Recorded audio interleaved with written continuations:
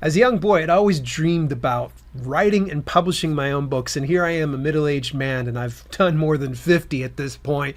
So I can only imagine if I had the resources and support to do that as a child, and that's what brings today's guest back to the podcast. Oddly enough, Jonny Andrews has been on this podcast numerous times. Go back to any of the backlog. I think he's been on here at least 5, 6, heck, maybe even 10 times or more on this podcast and on the main channel. Jonny is an online business strategist as well as one of the go-tos when it comes to helping and building out an author platform. He actually has a service called Author Platform Rocket, but that's not what brings him here today. We'd actually had a personal conversation not too long ago about him helping his daughter write and publish her own children's book. Did all the illustrations, did all the writing. It was so cool. It was so heartwarming. And I was like, man, I can only imagine if I had that type of thing when I was a kid. So I wanted to sit down, pick his brain about what the whole process was like for him, from ideation to execution to publication, because he didn't just do this all on his own. He actually had his daughter work with him.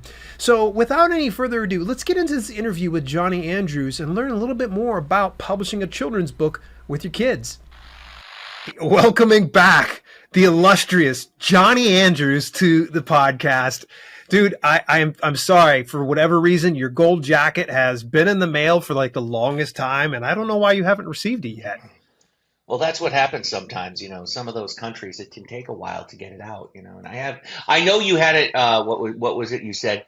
Made by the dainty fingers of children in the slums of Nicaragua. That's, Yeah, exactly. I do love my good child labor clothing too. So thank you. And I'm patient, so it's good. That's good. Well, speaking of children, what a horrible segue, Dale. I know. Jeez. I didn't even mean to do that. Oh my God, you totally hit it. That's hilarious. I didn't even mean to. You're right, but that's the perfect, terrible segue. Yes. I know someone somewhere is listening to this podcast, highly offended, and I hope that they have a better day after hearing this. But all jokes aside, you and I actually were having some private conversations over the past year, and something I've always found so endearing about you, among many other qualities, is the fact that you are very much a devoted father. Like, you are very much involved in your child's life. And you told me something that was really cool, that you helped publish a book with your daughter. So share with me a little bit about that project and how did that go? Well, before we do that, and I was thinking about this about an hour ago, I'm like, we probably should float a disclaimer, because I know that Okay. this is not obviously the first time we have had a conversation.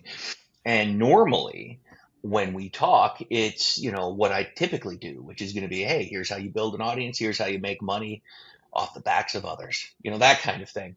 Yeah. And I just, as a disclaimer, this conversation is exactly not that.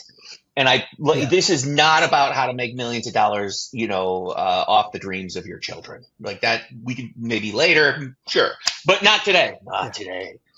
So yeah, if anybody's like, hearing this thinking, oh, wow, this is an interesting thing. Maybe we'll have build this, crazy, huge, profitable publishing empire with kids' books. You can, but that's not what we're talking about today. You're right. So, about the dad stuff, what ended up happening was, and this was completely unintentional at first. Yeah. And then it was like, maybe this could be something. Well, what happened was my daughter kind of got sick of, maybe it was a little of both of us.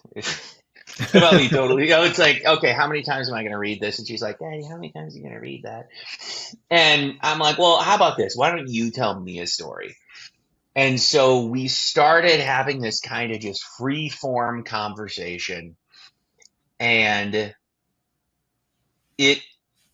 long story short, it really became a children's book that she had, like 100% her idea.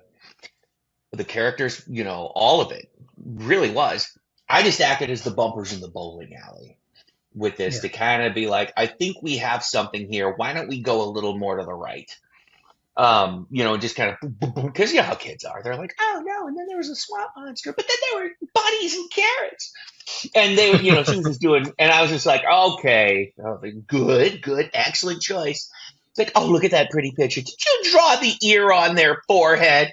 That's just genius. That kind of stuff. So she was, we started because this is the first time we've ever done it. And there were so many other things happening. It ended up taking about a year to make this. And I think I've gotten the process down now to maybe a couple of weeks at the most, which is Yeah. good, I think. Yeah. Because one of the things that I found with this was of how, because a lot of folks think about, making memories with their kids and things like that. And I'm like, well, Yeah. I'm a big fan of this minimum movement, maximum impact thing. And I Mhm. never applied it to parenting before. I mean, good Lord. It never crossed my mind to try that, but I'm like, what if we Yeah. created incredible memories, something that has like multiple touch point processes where we get to hang out and do these things. But then at the end of it, the payoff is like this crazy, look what you did. You're grounded for a month. I'm kidding. No, it's like, look what you did, this amazing thing where Yeah. now she's got the confidence. And and like I said, the first time we did this, it took a long time because I had to, like, I don't know, I've published over 300 books. I've written over 15, and I've never done a children's book. I gotta tell you, they hit different. They're like, I was like, oh, this would be no problem, whatever, blah blah blah. It's what, Oh yeah. 24 Until pages. you Like, try it. how hard could this be? Yeah. And I'm like, this is not what I was expecting. Yeah. There's so I was like, okay, and again, with the way that I look at things like minimum movement, maximum impact, I had to like absorb tons of information about what goes into these books, first of all, Mhm. and then, okay, I get it. And I understand how an adult can make these not a problem, right? Because they have that kind of reasoning. But what it really came down to was, and again, this is why it took so stinking long the first time, was, okay, can I boil this process into something that a 5, 6, 7, 8, 9 year old is going to understand? Yeah. And the answer is finally yes, but it took a minute. And so it really, like I was saying, it started just, we were both kind of at a loss for what to do because I was typically reading her books at night to put her to bed, and it's like, well, why don't you tell me a story? You think you're so smart, you tell me. And you can tell what kind of dad I am. I'm totally off my rocker. There's that hilarious picture about like, Daddy, are aliens real? No. I'm like, yeah, they're multidimensional. They're already among us. It's like that's how that goes. But You went full we Alex Jones. oh yeah, I Full did. That Alex was Jones. that meme right out of that meme. Yeah, it's so good. But yeah, that was the whole thing. And then I grabbed one of these things because we have a bunch of them sitting around. But she did literally all of this from the characters. It's about this little princess named Rosie who has this magic power where when she gets really nervous, she gets to poof away from her problems. And Oh. so the whole book is about her like getting into situations and people are like, what are you doing? And she's like, oh God, don't get mad at me. And then poof. But the problem is every time she poofs, she ends up in a worse situation than what she left. And so she'll like, go from, knocking over the cat's milk and then she poofs away and lands in her brother's like little block castle and knocks it over. And just the whole thing, just kind of spirals for her until her friend finally is like, okay, I get it. You're nervous, but come here. And so this whole thing, and that's really what we had to do was take this, it was just tons of ideas coming out of her head and really work to steer it into something. I mean, let's call it what it is, to be readable by others Yeah. where they can enjoy it. And that was, just all about prompting, and, prompting children is different than prompting machines, I guess. But it was like, let's talk about Crazy. these characters. I know, right? Shocking. But giving these kind of open-ended questions and then kind of taking those ideas and saying, well, what about this? And what does she say here? And how would she feel if her mom did this? And there was just so much stuff. And because I mean, you write, and people who are listening to this probably do a bunch of writing. Mhm. Everything with that first, let's call it a draft. I mean, this was more of like an initial regurgitation that took a long time, Yeah. like a very slow. It was so much stuff that after a while we just kind of had to pare it down and pare it down and pare it down. And then we Yeah. took, we had to figure out, okay, what are the themes inside of kids' books? Oh, look at that. We can. So this one, like I said, was about accountability, but then there's others that are going to be about like, kindness and empathy and these other kinds of things. We're like, we don't need that crap in our life. We need accountability. And Yeah. so like you want to have a very narrow kind of focus, and we have material. I mean, after the initial round was probably like a ton of different books. But with this one, it was just about, okay, what do we do now? And then we worked with a legitimate human editor. And I stress that because when we did this, AI was not publicly available. Yeah. And so this was all done with people. This is literally all her. Like these images are not, this isn't like Mid-Journey stuff. This is well, actually, she picked her. So Vivi picked Maria, who I believe was from Argentina.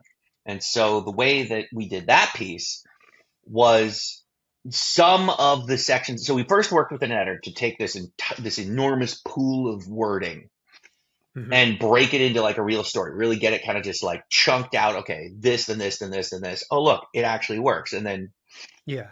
work together. And so what would happen is anytime we would get something back from the editor that night, she and I would read it before bed, and I would say, "What do you think?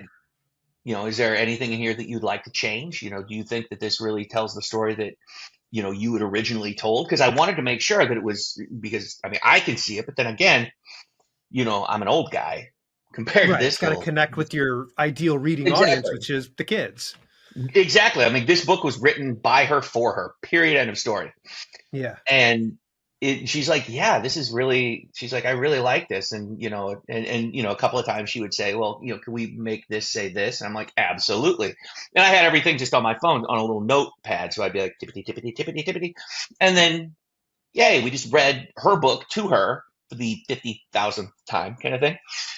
Yeah. And then we laid it out. And then I'm like, okay, why don't you want to do some drawings? She loves drawings. And so she did a couple of initial kind of sketches. And then she was like, you know what?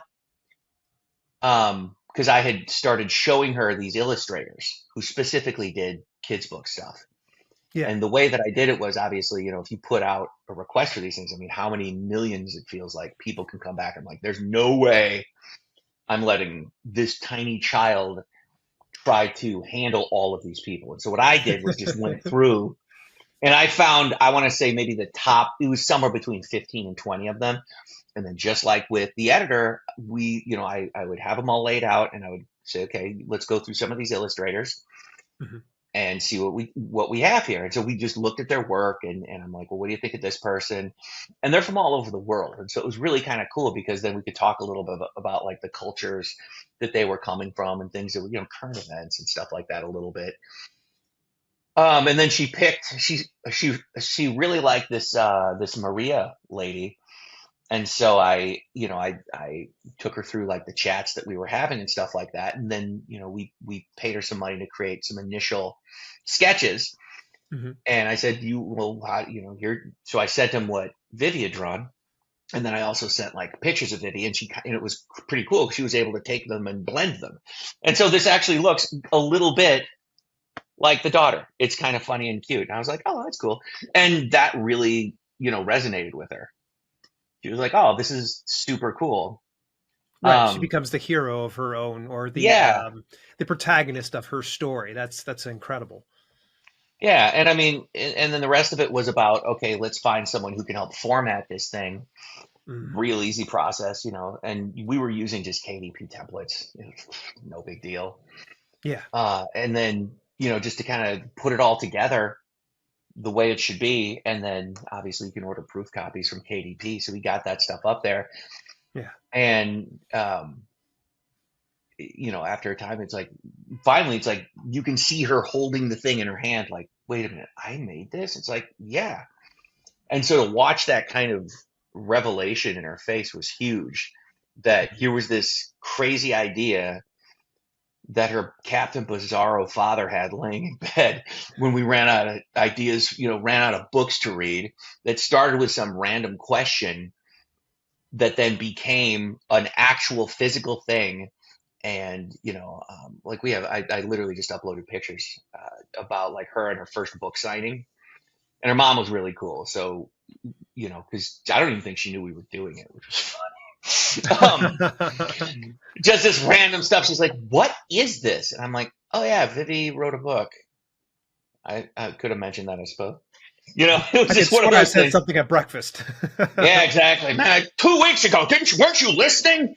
No. Yes. Yeah, we just kind of did this, and we didn't really think anything of it. It's like, okay, let's just go through this process and have fun like this.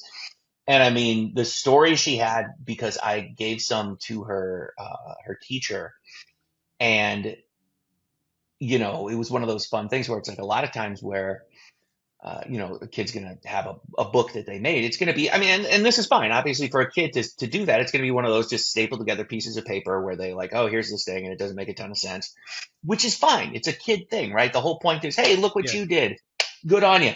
And then all of a sudden, Vivi shows up with like a legitimate, I mean, oh my gosh, there's a barcode, right? Yeah.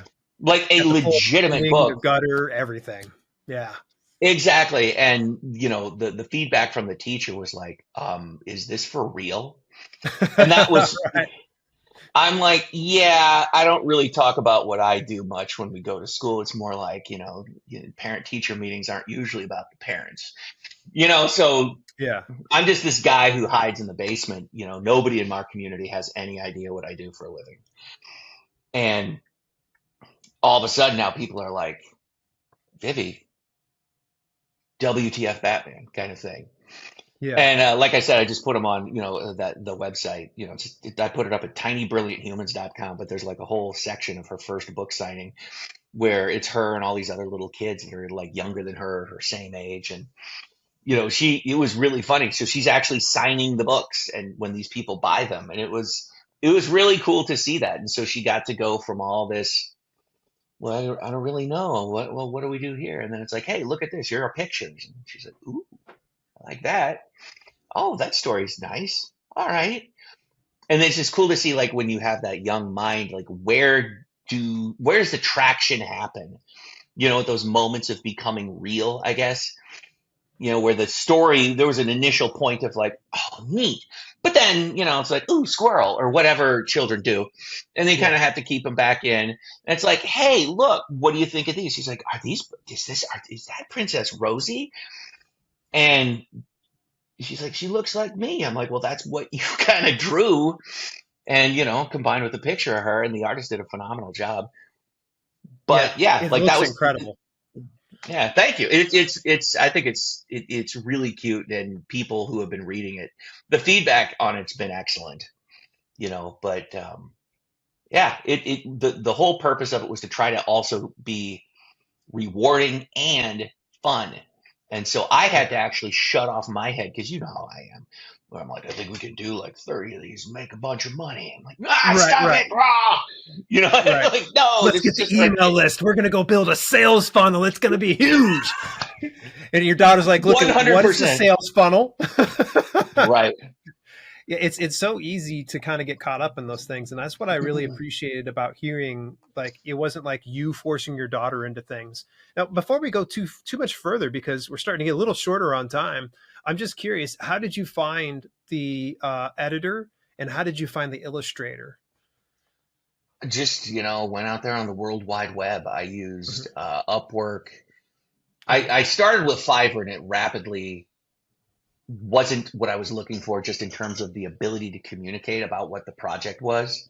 Mm. Um, in the way that I was looking for. Like, I use Fiverr on almost everything, but in this particular situation, there was a nuance to this that I hadn't anticipated, Yeah. that Upwork proved to be perfect with, because we could do video chats. And so I actually had video chats with our editor Oh, about this nice. stuff. And I believe there were two or three of them where I had Vivi sitting with me, so she could like, everybody could talk, um, and then, with the illustrator and stuff like that, she didn't speak English, or she did speak English, just not. It was hard to communicate verbally. But Yeah. yeah, she was so good, and it was so awesome to work with her because this way, for example, sometimes we would need edits that wouldn't be the full project kind of thing. It was like, hey, what about this one thing in this one picture? Do you mind? And she would be like, oh, not a problem at all. And so I tried to keep it, I didn't want to do a ton of scope creep. I mean, I know how that is. Um, but again, it's like here I am with how I am in terms of projects going like, hey, I've never done this before. Let's just figure it out. And then all of a sudden now I'm inflicting that on all these contractors. It's like, oh, Yeah. but yeah, I mean, that's really all it was. I say all it was because it took a long time. Now I get it. You know what I mean? It's like, okay, I had to go through that the first time, but now I get it. So, in terms of just kicking this stuff off, and I've sort of tentatively done it more so like this now. We Yeah. haven't like officially done, say, book 2 or anything like that, although she's had some ideas. But Yeah. sometimes I'll just ask her like these prompting questions to see how things kind of go. And not all of them are effective. And I think this might be the case with a lot of kids. But they have a particular way that they view things. And if you can dial into that, you can ask them questions that are in that direction and then just kind of let their natural tendencies take over. Does that make sense? Yeah. Absolutely. Now, Mhm. I'm sure there's probably going to be some people that are wondering a couple of things. First of all, is like, what was the investment like? And also, are you ever going to teach anybody else about how to do this whole system? Because obviously, you took a lot of time to build out this first publication. You're looking at potentially doing it again if and when your daughter is wanting to do something like this. Well, the first time, just like with time, it was far more expensive than it had to be. Yeah. And again, because I understanding what it's like to be on the receiving end of being hired by someone who's not quite sure what they want. I compensated for that. I'm like, listen, I'm gonna make you pretty annoyed, and so let me just grease the wheel. Here's some Yeah. extra.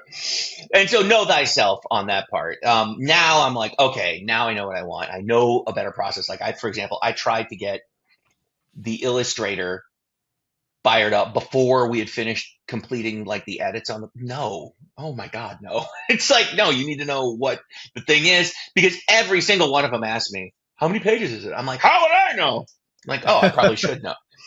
That would be a Yeah. fair question. That's valid and fair. You're right. You got me. So you probably Um, spent more than what you should have because of that yeah. reason, because you weren't sure, like you were putting the cart in front of the horse too many times. And so you Mhm. probably spent a little more than what anybody would normally have. So for something like, Yeah. say, just a ballpark figure, how much was it to do the editor? And how much was it, like, say, per illustration for the book? Again, I paid a bit more for the editor because I'm like, listen, I'm going to need you around. Yeah. And I believe that was somewhere in the vein of like 500. It wasn't terrible. Okay. And I think a lot of Reasonable. the reason, yeah, no, I thought it was fine. And again, because I had done something where there were times where I would record her voice while she was kind of talking about this because my thumbs are not that quick. So I was not able, to write down every idea that came out of her head. And so a lot of this stuff I just had transcribed. Um, and as you might imagine, with a 7-year-old, going down the track of an idea, and then all of a sudden she's like, "Daddy, why do bats hang upside down?" I'm like, "Okay, stop them." It's like that's not where we are with this. But yes, find out why do bats hang upside down. I don't know. And that's the other part of this because I'm the way I am. Is she'll ask a question. I'm like, "That's fascinating. Let's find this out." And she knows that about me too. So on days where she's like avoiding going to sleep, she will just ask way too many good questions that make me interested too. It's just like, "Ugh." Then of course the mother's like, "You've got to be kidding me. Get her to sleep." Anyway, so about 500-ish for the editor, and then the Yeah. illustrator I want to say was probably in the neighborhood of 17. And again, that one was I think actually that was decently fair because that there's a Herculean buttload of images that go into that. Right. And you're saying 1700 for the entire book? Oh yeah, for her to do like the cover, all the images, all that kind of stuff. Got you. And that's a pretty And then I had dense her do book, too. oh yeah, oh yeah. Yeah, I can't remember how many it might have been all in I can't remember if we numbered these things or not. No, we did not. And of course, But like for I'll put a your, link to this book so that way everybody can go check it out that are listening to yeah. this. So for So, example, we did things like this where there would be like, let's be able to, create these kinds of pages with an overlay. And so that yeah, just, I call them almost like modifiable placeholder graphics. I don't yeah, know. That's clearly not the industry term because I don't know. Um, and then there was a guy, I think he was about $100 to get the whole thing laid out. It was extremely affordable yeah, to get the physical copy laid out. And then that was simply a matter of being able to get the illustrator and the formatter person to work, working together and kind of had, and again, I had to act as the bumpers in the bowling alley. So it was maybe just over 2 grand all in. And I think I could probably do it for a lot less. yeah. And again, if, this is one of those things where the more, like the longer I was in the process, the more I was able to kind of like reflect on whatever step I just gone through, if it was even a step, and then sort of like reverse engineer that process. And now what we have, so you'd ask, am I going to teach this? The answer is yeah, actually, I think this would be something that parents would absolutely love, Hmm. especially if it's done mildly coherently, unlike my life was. Um, so what I've really done is kind of recreated, especially that initial kid prompting section where it's like, here's a ton of questions, like how do you get these kids? Because kids don't really think about doing that. They're not gonna. I mean, No, it's obviously not in real linear. school, yeah, kids in school are probably gonna be, maybe their teacher will say something and blah blah blah, and they'll do some whatever it is. But it's like if you just want to create the fun kind where it's like, okay, let's prompt the kid, let's maybe get this thing boiled down and edited and then put into certain pages. It's like, yeah, let's do a template for that. And then you can actually print that out and the kid can draw the pictures himself, you know? But then if you want to move to what I like to call, moving to wow, where you would then take that and turn it into this, that is a different kind of process that I've also then gone that for me, because I've done so many books, I was like, okay, this piece I get a little bit more. Yeah, And so now, for example, with kids books, because it's not like a romance novel. I deal with so many of those folks. Not at all. It's not like this massive tome where there's time to develop this character. Like, no, you have about 24 pages to really make it poignant for a tiny human brain. yeah. And but it's very specifically crafted. And so there is a very linear format. And what's cool about that is once you kind of like prompt the kid into getting an idea that they'll gravitate to, and let's say it's like a boy and it's about monsters in space. What you're going to be able to do is then ask questions specific to the next section coming up. It's like, well, what does the monster do here? What happens if they find a moon full of, Zerbert monkeys or whatever they're called, and they go down and eat them?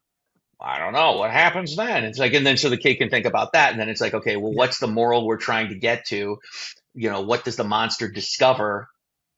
It is like, oh no, maybe I shouldn't have, completely wiped out the northern continent of Zerbert monkeys, and then come down to, well, he feels bad, and so he's going to give gift baskets to the remaining six, and hopefully they'll repopulate the planet. I don't know. That's a really bleak Yeah. storyline, but I don't know. So that's me trying to like replicate what a 7-year-old might think of. But you see what I'm saying? It's like there's a very specific rise and fall of this, and you can ask, once you get through that prompting stage, you can ask questions to kind of steer them along in this linear format. And so that's the kind of stuff that I'm going to be teaching, because then the first version of this, because obviously you want to get to a win for the kid pretty quickly. And so obviously Oh get to yeah. get the story out. That's a win. And then you could take that and either, you can have it edited and then put into very basic formats and say, hey, look, here's your book. Let's read it. Obviously getting their feedback and stuff like that. It's like, look, you really did do this. And then have them draw those pictures themselves, or take it to, like, as I say, take it on the journey to wow and get an illustrator and all these other kinds of things. So, yeah, absolutely. I'm building out the entire course for that. And I Where can think people it's get going to be information about it? tinybrillianthumans.com. Easy enough. That's really, really Easy cool. enough, right? I was like, let's keep it real straightforward on this one. Well, Johnny, as per usual, it's always a joy to have you here on the podcast. And as per usual, we went a little bit beyond our normal time, but it's always a blast being able to chat with you. Any last minute words of wisdom you'd like to impart on folks that are looking to break into the children's book business? Into the children's book business, I would say if you're not involving your kids, go get them Tiger. But if you are going to do so, like make one of these things with your kids, definitely, and this is a great lesson to teach kids about business. It really is. I would also say make it as chilled out as possible with let them create the pressure to want to get it to the next stage instead of like injecting that externally. Because Vivi, when we were doing this, because like I said, it took longer the first time, she was like, Dad, what about, what about, what about? And I'm like, I like this. This is good. She's pressuring me to get these things done. I would say go more in that direction with it so that they can, and always give them a little carrot. Next phase is this. Can't wait for it, you know? And then when they see it, I would highly recommend taking a picture of their face when they're like, what? It's cool. It's really cool.